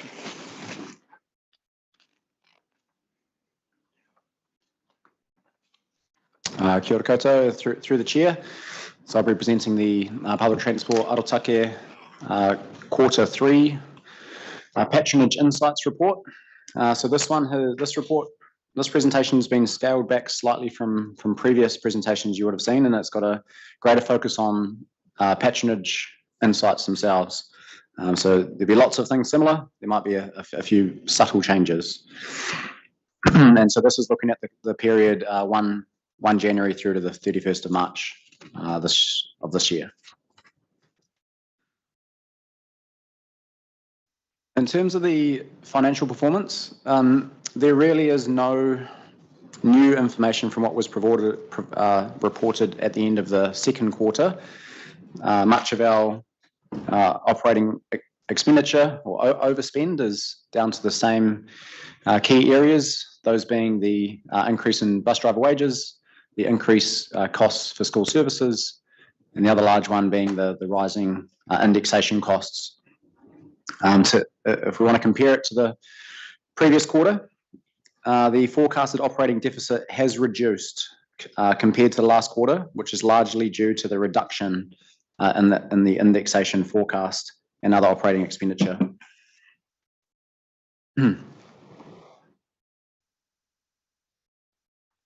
Next 7 slides are all good news stories in terms of our rising numbers in patronage. So if we start at more of a regional scale, and so this is covered on pages 64 to 65 of the agenda. So in the third quarter, we had just under 700,000 boardings, which was up to nearly 36% higher than the previous year. And the year to date, we're up about 21% on the previous year. So we can continue to track really well.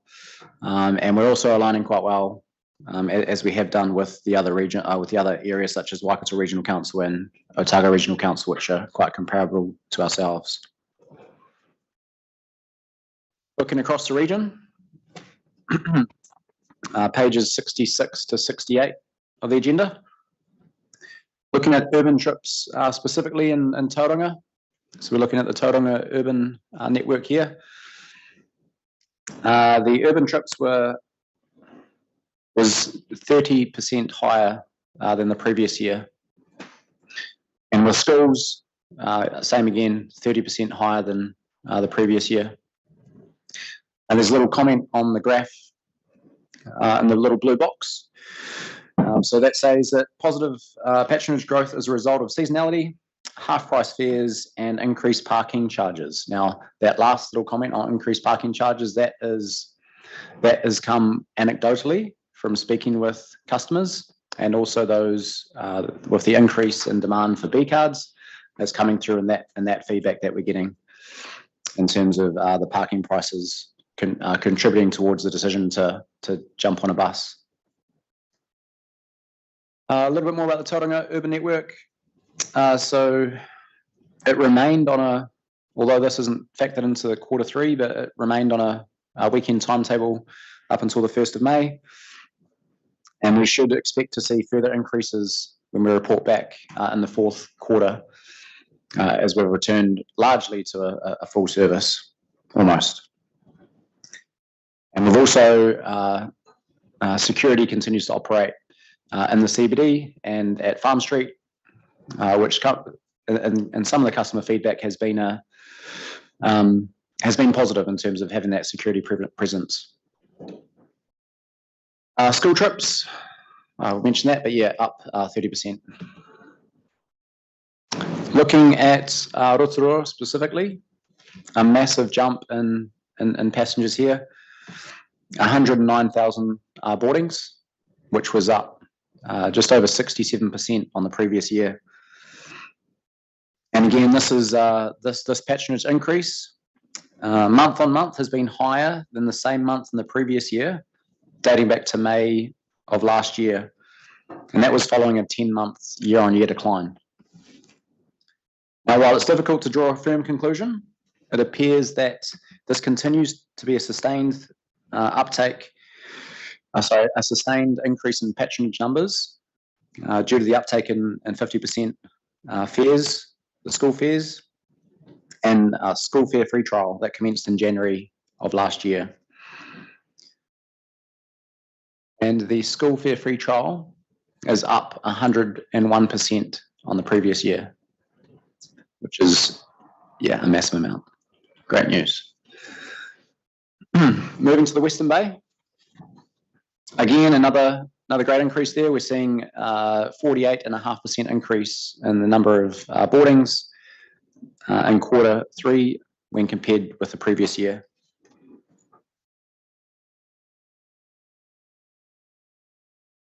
In the Eastern Bay, there were 9,000 trips taken in the third quarter, which is up 43% on the previous year. And notably, the Kawerau route there remains strong with 3,500 trips in Q3, which was up nearly 75% on the same period last year and 131% higher than the 2021 year. Note that there was an additional route added to the Kawerau service back in May of 21. Ohope, that reported 4,700 trips in the third quarter, which was up just over 31% on last year and up just over 9% on the 2021 year. And the school fare free trial was showing positive growth with 121 trips in Q3, which was up 95%, nearly 96% on the previous year. Mr. Chairman, can I just ask a question before you move on? You've moved off patronage. My question, Mr. Chairman, is will this presentation be made available to all regional councillors for Friday's meeting? When we're going to be talking about the impact of free fares for school children? Our committee administrator says that she'll upload it straight after the meeting, so that's fine. Just to put in context, and I'm not trying to rain on your parade, but just if I take Rotorua, for instance, same period back in 2015-16, this year it's 109,000. Then it was 181,000. Okay, so what you're comparing is coming out of COVID, but there's an underlying problem that we have in all our patronage. If we go back from that sort of 2015 period, we seem to have we were losing patrons across the board, and then COVID came, which just exacerbated it, and now we're getting a bit of a kick. So it is a good story because, but it's not the whole story. We've proven we were getting over 800,000 passengers a year in the Rotorua service, full service, back in those 15-16 period, and the next year as well, or 700,000 the next year, but it's just slipped away really dramatically down to last year 288,000. Now, and I'm only using that as an example, so I'm not picking on Rotorua because it's just the one I've got open in front of me. You're raining on my parade, aren't you? But So we've still got a long way. Yeah, we're well done. We are lifting, but we have gone through very trying times, and we're still in them. Actually, we've got a long way to go.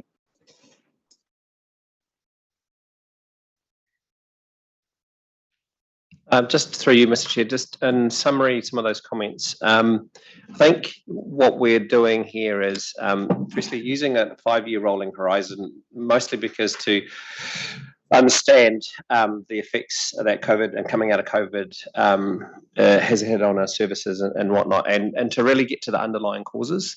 And I think you can be confident that things like free fares do increase patronage. And I think we're starting to see that in our services. Reliability is another element.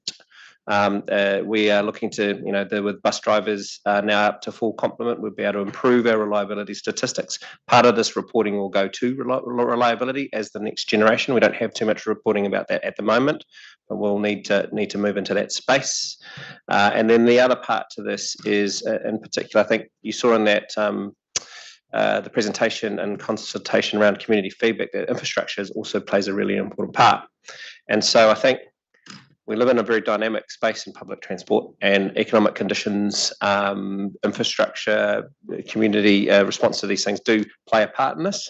But there are levers council can play and this committee can play, and free fares are part of that, as well as our infrastructure components too. So I just want to make sure that we do note that those are the sort of key levers, and the things that we can control fares, and we can control to some degree our reliability. And that is our council partners, which help us to improve that space as well. So I think overall, though, we're quite pleased, and I don't think Rotorua needs any more rain either. No, but it was the same. We'll just I had that one open.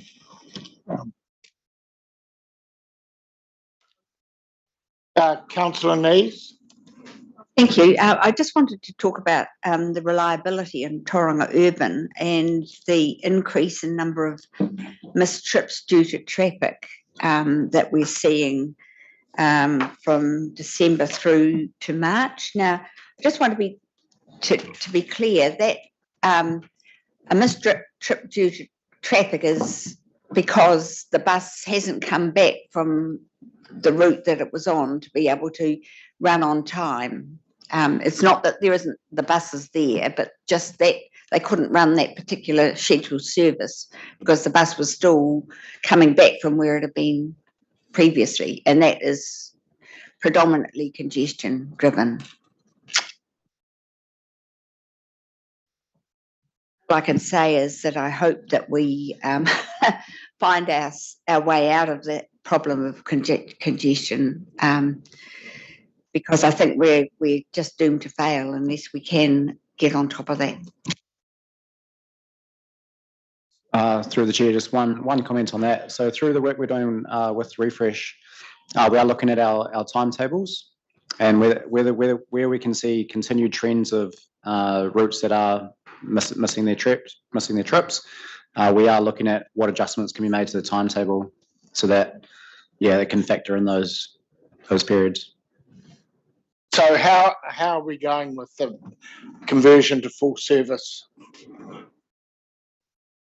So we're confident that our main provider for the Tauranga Urban Network will have sufficient numbers of drivers to be back to a full service come the time that we launch the Tauranga Refresh. And that includes a buffer of drivers to take into account for sickness, annual leave and all of that. Looking at that reliability table, it is pleasing to see that since February, it is not a bus driver shortage issue. That issue seems to have gone away. So that is a positive. Sunshine, thank you. Councillor, Chairman Leader, did you have your hand up? No, okay, Commissioner Selwood. Yeah, thank you. Just picking up on Councillor Nee's comments regarding congestion. We have some way to go, sadly. particularly Cameron Road is obviously a significant factor.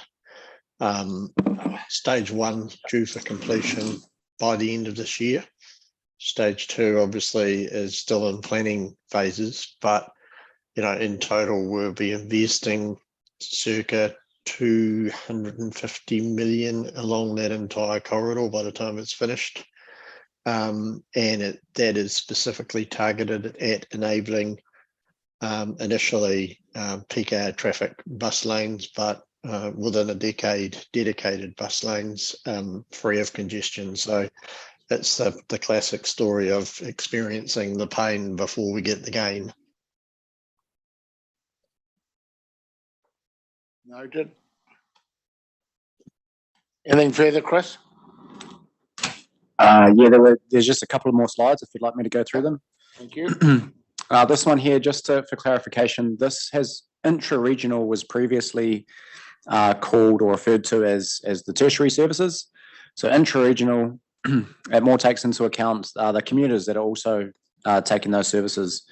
So again, we're seeing an increase in the numbers that are taking these services, up 85% on the previous year. Accessible transport, another one of our good news stories. Although we are seeing the number of trips start to peak and taper off, with us for the first time, we've seen a very slight decrease in the total number of total mobility trips taken between second and third quarter. But we are still receiving a lot of applications and new applications, which is still great to see. And finally, final slide for today is on the customer experience. So looking at the tickets themselves, this is on page 79 of the agenda, we had just under 4,700 tickets. So that's calls and emails and through Regional Council or through Bay Bus. And there were just under 2% of those were complaints. And most of those were resolved by the contact centre themselves. Only 90 of those, that full number was passed on to the team for further clarification and investigation. So again, a great result there in terms of the customers, the vast majority of those customers just having that one point of contact when they're making contact with Bay Bus or Regional Council. In terms of the complaints, there has been a slight increase, which is a direct correlation with the number of increased patronage passengers we've seen. So there has been a slight increase in numbers both in Tauranga and Rotorua, with an average of 7 complaints per 10,000 trips in Tauranga and an average of 9 complaints per 10,000 trips in Rotorua. When we dig into the detail of that, based on the conversations we've just had, it really does come down to late buses, missed trips as a result of congestion and traffic. That is the presentation for today. Happy to take questions. Questions for Chris?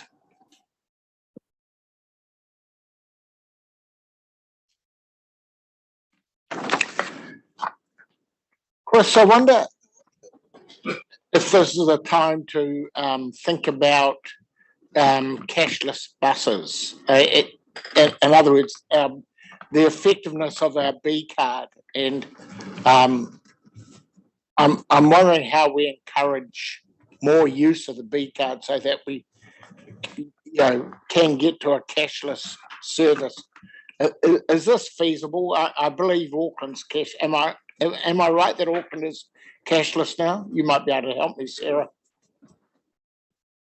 I can only talk from a personal perspective, and I've been in Auckland a lot, and I wasn't allowed on the bus with cash. So if that answers the question, yeah. I had to have a card. And one of the bus drivers let someone in behind me who was really stuck, who didn't have anything, for a short trip. But next time I have a card. But yeah, as far as I'm aware, personally, I can check up for you from a Waka Kotahi perspective and with AT. But as far as I'm aware, they don't have cash anymore. Yeah, that's what I understood. And one of the issues is our tertiary.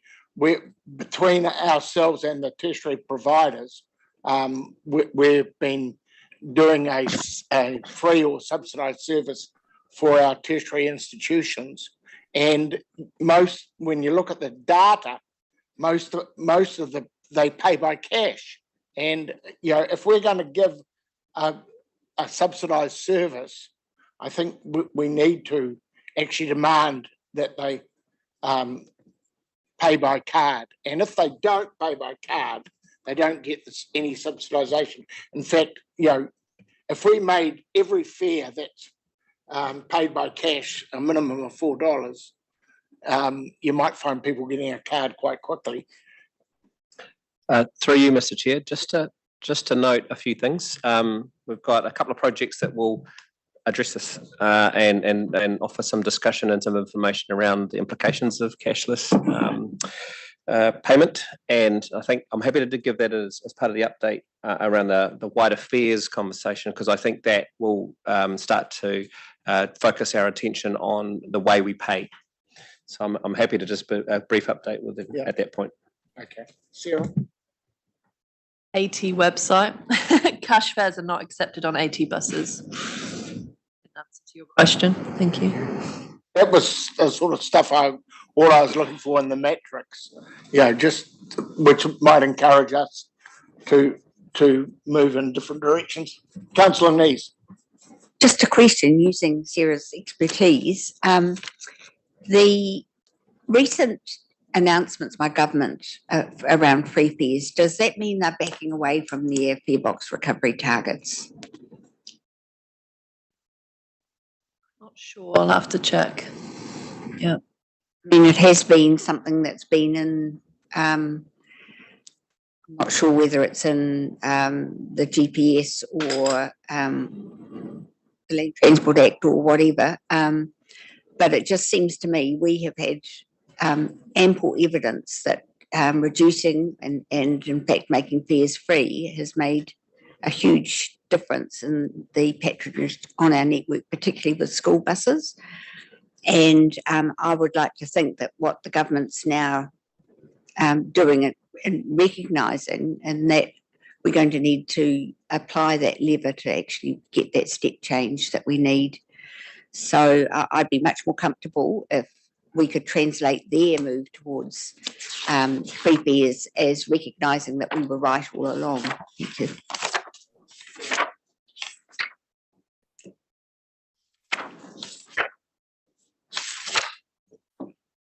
Thank you. Any further questions? Thank you for your report. And just to recognise that report, I'd like to move that we actually receive the document, Public Transport Arataki, Tuatoru, I don't know what that means, 2022-23. What's Tuatoru? Report. Oh, okay. Thank you. Do I have a seconder? Seconded by Councillor Nees. Any discussion? All those in favour, please say aye. Against, carried. So now we move to the item not on the agenda, which is the public transport implementation of government fare announcement verbal update. Thank you, Mike. Thank you, Mr. Chair. Wanted to take the opportunity to update you on the work that's going on to react to the government's free fare announcement. As of last week, we got a fairly clear steer of the central government's intent around the free fares and its implementation timeframe. So forgive me if I'm not perfectly accurate or across every smaller detail, but we're sort of rushing to catch up to that. And indeed, we have a special meeting on Friday, this Friday Regional Council does, in order to consider the implications of those fare reviews. So just to go into some summary points. So government's clear message out of the meeting last week was that they would like us to move quickly to implement the new fare structure. They were interested in the operationalising of that fare structure and the feedback from the public transport community, service provider community, and they got some feedback in that meeting around some of the concerns. In terms of Toi Moana, because we are part of a regional consortium which helps to handle our payments, the RITS system and so on and so forth, the regional consortium had developed a position which we agree with, which is we are able to go at pace and we're well placed place to deliver on 1 July, with some caveats. And operationalising this type of change is one of the challenges that we have. And I'll go into those in a second. I think primarily we have a fares policy in the Bay of Plenty, and there are some slight differences in our fares policy compared to government policy, particularly with the group 14 to 18-year-olds. The government policy is proposing half-price fares for that group, whereas our current policy is free. And the paper that's coming to council on Friday will give options around the impacts of either remaining with the government announcement and that structure, or some combination of the two, which aligns a bit more with our current position in terms of that age group. Council will need to consider that on Friday. In terms of the overall impact, because of our previous position to now, from a financial perspective, we will be in a better position, no matter what option we choose, and we're able to see the impact of that through the paper. And I'm happy to circulate some of those outcomes once council's had a chance to look at it and debate and move on. Make a decision. And then in terms of some of those operational issues I referred to before, a couple of things, particularly age verification. There's two elements to this. One, we have tens of thousands of people on a B card. Requiring age verification on day one is an impossibility. However, if we're able to use some fuzzy logic with our investors and whatnot, and take a process to transition to full age verification, then we can enable that fare structure earlier. But also the requirement for age verification at the point of sale, i.e. the bus driver, that's not something that from an operational perspective we favour, and we're looking to make it as easy as possible on our staff, and particularly at that point of sale, it can be a bit fraught, as you well know. So those are some of the sort of risks that we're considering here, but I think, again, that's not an impediment to going live on July 1. It is something that we need to operationalise and transition across. In terms of I think you have heard from your updates that we are having a spate of cash box issues, and also thefts and some assault on our particular staff. And I think this isn't a rising issue for public transport service providers right across the country. And we'll be looking to move to understand how we can help with that situation fairly soon. But I think the idea of cashless buses will definitely play into that mix. And I think it is a way of potentially reducing the incentive for that harm. But again, this is a decision council needs to make, and we'll bring it back with more information. I think we need to understand the full ramifications of that, because there are impacts on some of our interregional services, and they are predominantly cash, and they're predominantly in our outer regions, even though they do represent a fairly small section of our community. One thing to note, though, we do have a community services card implementation coming, where you get a concession based on that card.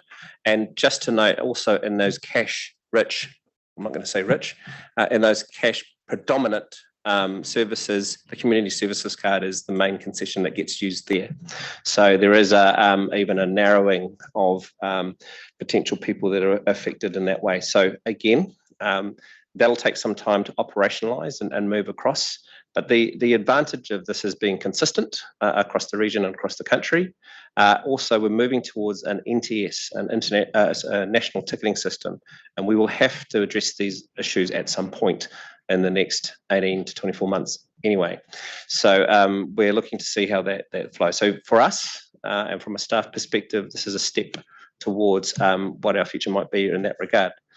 Just lastly, one of the concerns raised in the conversation with Minister Wood and others was the security arrangements, not only just for bus drivers, but in particular around bus stops and whatnot. Again, it is an emerging issue, not emerging, it's an issue for public transport service providers right across the country, and we'll monitor our response in that space going forward, in particular with free fares being available across the day instead of at peak.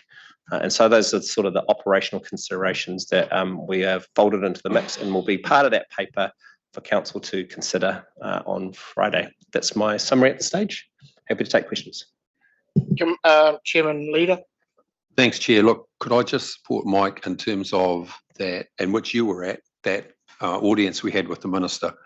But I must say, I was really disappointed at the way that the local government sector looks at opportunities or takes opportunities in interacting with the minister on this particular issue, when a lot of the questions given to the minister were essentially berating him and scorning him in terms of individual roading projects they had in their respective areas. I mean, there is absolutely no point in wasting the minister's time doing that when we should be talking about the issues that Mike raised, which is the minister was really sensitive to. How do we manage security issues, not only on the buses, but in giving free fares to young people 24/7. And here we've been here before in terms of the issues we've had in Tauranga here. So there was that we should have delved into and got some more concessions from in terms of that. There was the issue, let me think now, what was that? Oh God, I've lost my train of thought. So there was a security issue. Oh, the other one was the difference between the implementation target dates from the consortia that Mike referred to, which is ourselves, Waikato. Was the other one, was it Canterbury? No. Not Canterbury, but 10 other regional councils, Otago Regional Council, Waikato, and ourselves. So we have a similar system. The others don't. And the transition to a common system for them is going to be a lot more difficult. And they had some discussion about going to MSD and getting MSD to participate in, I don't know what it was, Mike, it was trying to give, and I mean, that sort of tact, I think, is just, it's a one-way street. It takes a lot of time. But Darren Ponton from Wellington Regional Council is actually fronting this on behalf of the regional sector, I think. So I've got confidence that he will deliver, but the debate we should have been having was the differentiation between regional councils, the two groups essentially, and what we could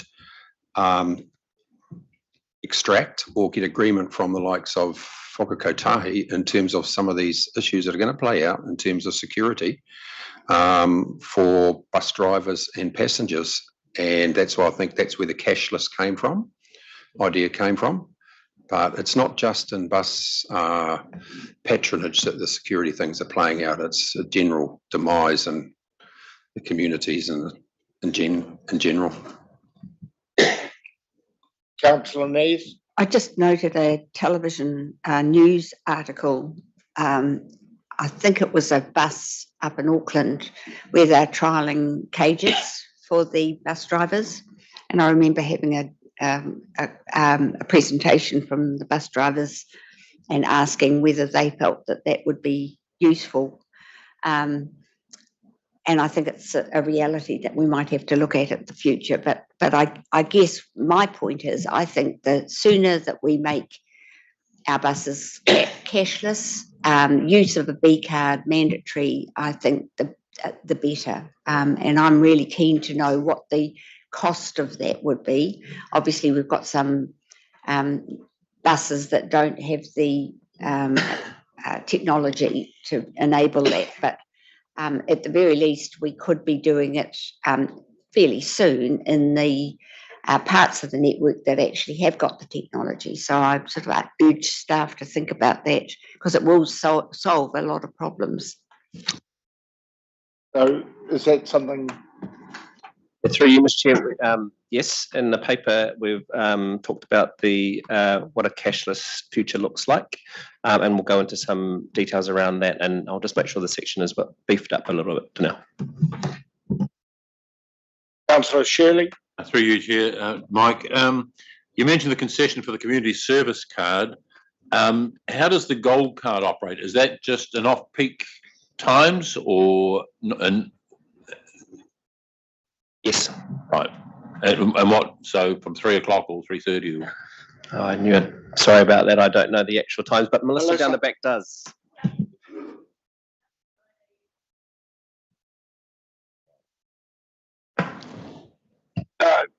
So repeating that, it's after 9 a.m. on weekdays and all weekends for the gold card.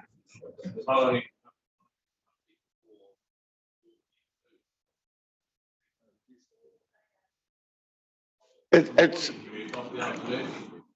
yes, that was a decision of this council.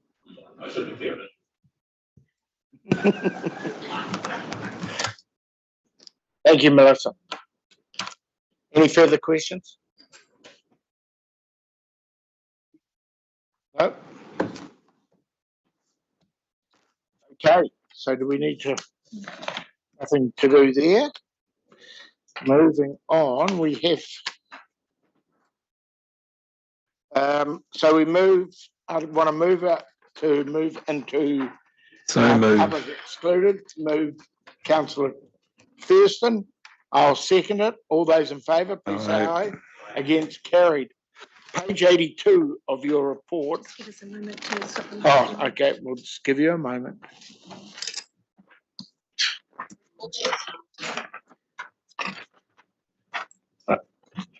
On page 82 of your agenda, you will find the public excluded minutes, 23rd of March. Someone move that true and correct. So move. Moved Councillor Thurston, second Councillor Nees.